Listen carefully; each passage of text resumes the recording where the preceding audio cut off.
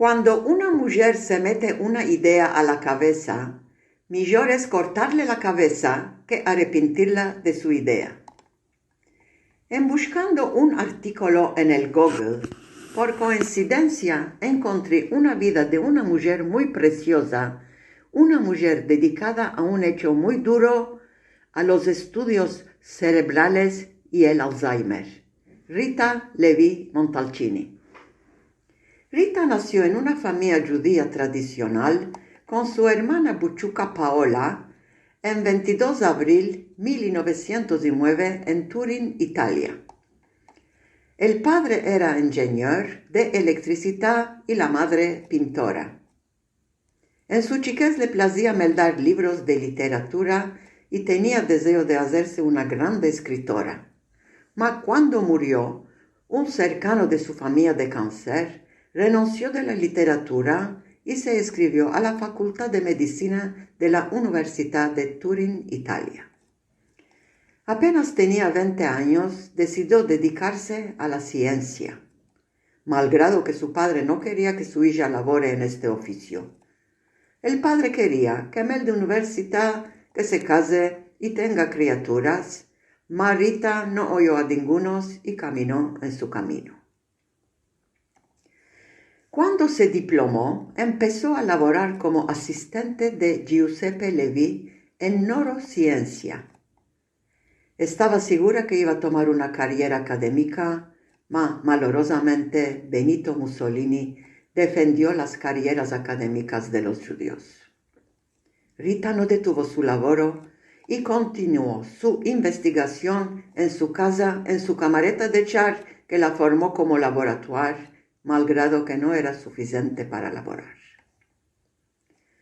Esto lo contó en una conferencia y remerció a Mussolini porque la arrebachó que es judía, que es de una raza inferior, y este insulto le dio ambición de estudiar más. Rita con estas condiciones empezó a estudiar las fibras nerviosas de los embriones de las gallinas. La guerra mundial estaba continuando y los judíos estaban en peligro. Para no ir a los campos de concentración y quedar vivos, ella y su familia fueron obligados de fuirse al sur de Florencia. Rita allí mismo no quedó de laborar. Instaló un laboratorio en su camareta de char. 2 años después, cuando ya escapó la Segunda Guerra Mundial, tornó a Turín y recibió una invitación de la Universidad de Washington y empezó a laborar con el profesor Victor Hamburger. Esta invitación era solo por un semestre. A su mazal continuó 30 años y realizó unas obras muy importantes. Con este laboro tomó el título de profesor. Durante sus estudios clínicos, Rita descubrió muchos medicamentos para dolores, para inflamaciones de meollos, mismo para ciertos cánceres. Ella tuvo una vida muy excitada, sea en la política, sea en la ciencia. En el año 2001 fue escogida por senadora por el presidente italiano Carlo Ciampi. Ella era ateísta.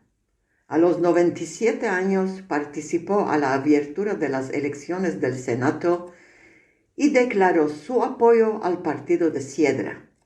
Y por este movimiento fue criticada por el partido de la derecha y fue acusada de tomar parte en un gobierno semejante.